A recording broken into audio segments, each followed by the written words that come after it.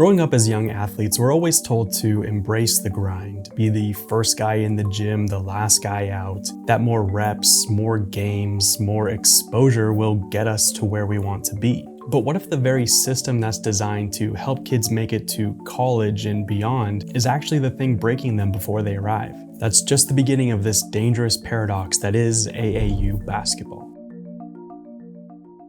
Youth sports has grown into one of the largest industries in the country, worth an estimated $14 billion annually, and it rivals some of the biggest professional leagues in the world. And over the past few decades, coaches, trainers, and even private investors have taken notice. But what happens when the profit comes at the expense of the kids? Well, some argue that AAU basketball has been teetering this dangerous line between opportunity and exploitation. And AAU has become this sort of umbrella term for summer basketball circuits that kids as young as 7 years old are participating in. Today, it's the place to be discovered by college scouts. That's because college recruiting largely happens in the spring and summer window, when these tournaments are in full swing. The regular high school season is now mostly for checking in on players that you've already scouted. And this shift has put pressure on players and parents to spend thousands of dollars chasing this exposure. And with millions of dollars pouring into this sport, it's also opened the door for some bad actors. A lot of the skills coaches and trainers and stuff, they actually want to be more famous than actual kid. Their motive is not pure. Some entrepreneur says, well, I need to make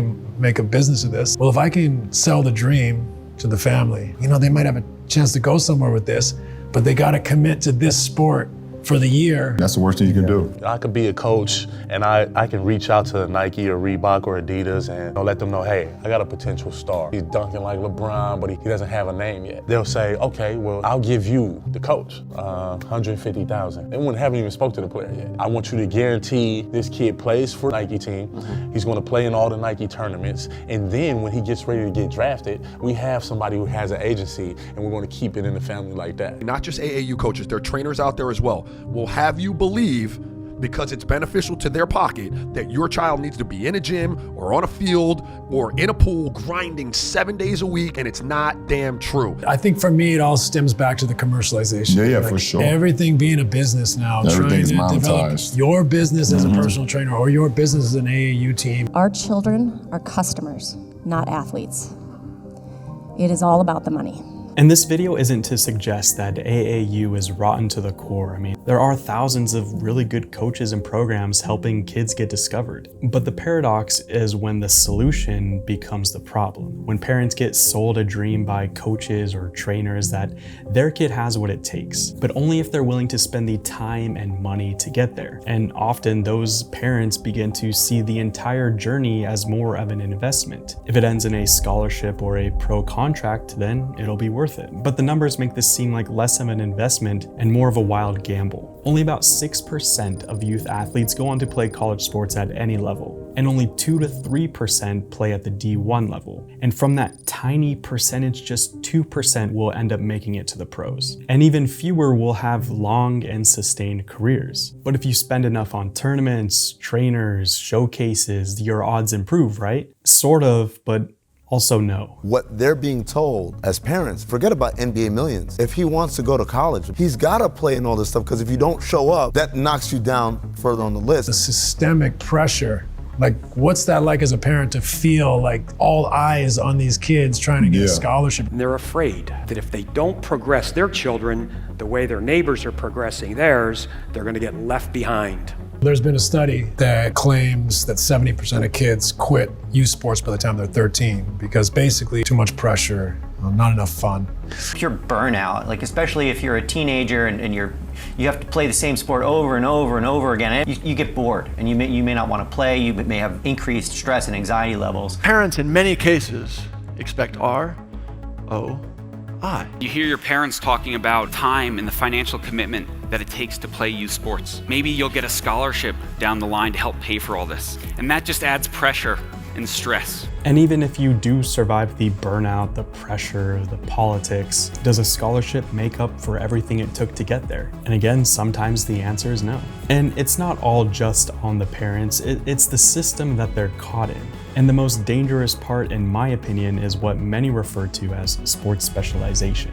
More and more parents are convinced that the earlier a kid picks up one sport, the better their chances. But all they're actually increasing is injury risk. I call this the great giant race to nowhere in youth sports. And I say it ends nowhere because while we tend to focus on the few athletes who get a scholarship or turn pro, the vast majority end up somewhere else. They end up hating sports. And for some kids, they end up with physical and emotional scars that last a lifetime. Sport specialization increases the injury risk and pre-exposes kids to chronic injury. There's a misconception that when you start your child at a young age playing one particular sport, that is going to increase their chances to go to college or turn pro for whatever sport that they're specializing in. There's no data to suggest that early specialization is a requirement or results in any improvement in elite performance later in life. Data is clear. If you are a single sports specialty youth athlete, you're 81% more likely to sustain an injury than your peers that play multiple sports. I know a kid in the 7th grade. He's got a torn Achilles. Tell me when that has ever happened before. Children's bodies are not meant to withstand this kind of stress, and now we see the consequences. You can't just all of a sudden work into it. Yes, that's a part of it. You want to have incredible work ethic, but you're not going to create the next LeBron James just because you have your kid at basketball every week. 48.8% of all current NBA players are related to current or former elite athletes. If genetically neither one of you fits the mold, right, the chances that your child, no matter how skilled or how hard he works, fits the mold genetically are slim to none. When people ask me what they can do for their kids to be better at basketball, I tell them teach them to play something else. Now, can hard work improve your game? Of course, but reaching the top without elite genetics is incredibly rare. And that's the harshest paradox of all. Even if you have the genetics, the drive, and are playing year-round to keep your spot on the team or boost your draft stock, it could still end up costing you everything. Even if you go on to be a one-and-done player and a lottery pick, what happens when your body is already breaking down before the draft even happens? Today, NBA teams value depth and availability. I mean, look at this year's playoffs. Injuries changed the outcome of almost every round. The most important ability is availability. NBA teams have full medical profiles before the draft even happens. They can detect the wear and tear before a player even signs. And many teams are willing to pass on talent if there are durability concerns. And the NBA and NCAA have acknowledged the issue. They've even published guidelines for how much basketball young players should be participating in. And the league has introduced, along with USA Basketball, guidelines for how much basketball they think kids should play, even as young as like 7 years old.